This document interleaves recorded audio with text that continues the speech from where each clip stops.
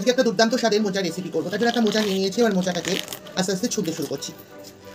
আপনারা সকলেই হয়তো মোচা ছোলা জানেন, তাও আমি একটুখানি মোচা ছোলাটা আপনাদের সাথে শেয়ার করছি।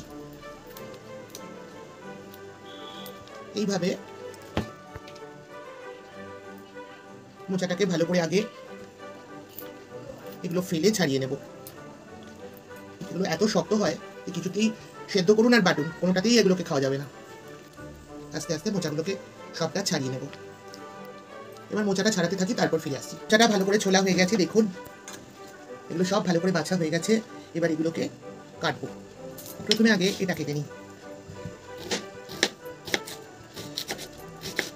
তারপর আমি ফিরে আসছি। মোচাটা সম্পূর্ণ কাটা হয়ে গেছে। মোচাটা জলের মধ্যে দিয়ে দিয়েছি। এবার দিয়ে দিচ্ছি হলুদের গুঁড়ো হাফ চামচ, লবণও হাফ চামচ দিচ্ছি। এবার দুটোকে মিক্স করে মোচাটা একটু কিছুক্ষণ ভিজিয়ে রাখবো।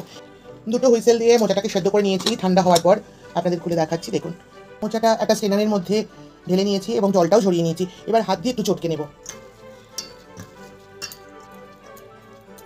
আর কড়াই বসিয়ে দিয়েছি গ্যাসের ওপরে। এবার কড়াইতে দিয়ে দিচ্ছি সর্ষের তেল। তেলটা গরম হয়ে গেছে। এবার এর মধ্যে দিয়ে নেব ইলিশ মাছের মুড়োর টুকরো। গোটা মুড়োটাকে দুভাগ করে কেটে নিয়েছি। মুড়ো দুটোকে একটু ভালো করে ভেজে নেব। ভালো করে ভাজা হয়ে গেছে। এবার এটাকে একটা বাটির মধ্যে তুলে নেব। কড়াইটার মধ্যে আর একটু তেল দিয়ে দিচ্ছি। এবার এর মধ্যে দিয়ে দেব গোটা জিরে হাফ চামচ, দিয়ে দিচ্ছি 3টে তেজপাতা একটু টুকরো করে নিয়েছি, দিয়ে দেবো একটা শুকনো লঙ্কা। লঙ্কাটাকে একটু ছিঁড়ে দিলাম।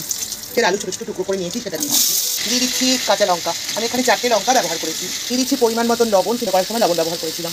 হাফ চামচ হলুদের গুঁড়ো করে দিয়ে দেবো, ধনের গুঁড়ো, জিরের গুঁড়ো, দিয়ে দিচ্ছি কাশ্মীরি লঙ্কার গুঁড়ো। এগুলো একটু ভালো করে নাড়াচাড়া করে নেব। এবার দিয়ে দেবো মোচাটা।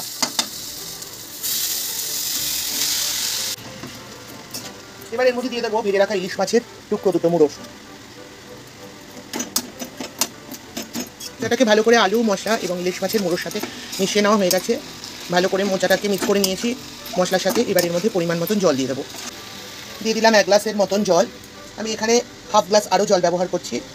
1.5 গ্লাস জল আমি দিয়ে দিলাম। এবার এটাকে একটা ঢাকা দিয়ে দেবো। ঢাকা দিয়ে দিলাম। ঢাকা অবস্থায় 15 মিনিট রান্নাটা হতে থাকুক, তারপর ফিরে আসছি। বন্ধুরা ফিরে এলাম। রান্নাটা অলমোস্ট হয়ে গেছে, কিন্তু জলটা আরও টানবে।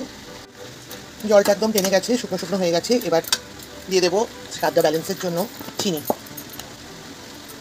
আর দিয়ে দেবো ছোটো চামচের হাফ চামচ গরম মশলার গুঁড়ো। এবার একটু ওপর নিচ করে দিচ্ছি, দিয়ে একটা ঢাকা দিয়ে দিচ্ছি। 2 মিনিট স্ট্যান্ডিং টাইমে থাকুক, তারপর ফিরে আসছি। রেডি হয়ে গেল ইলিশ মাছের মুড়ো দিয়ে মোচার ঘন্ট।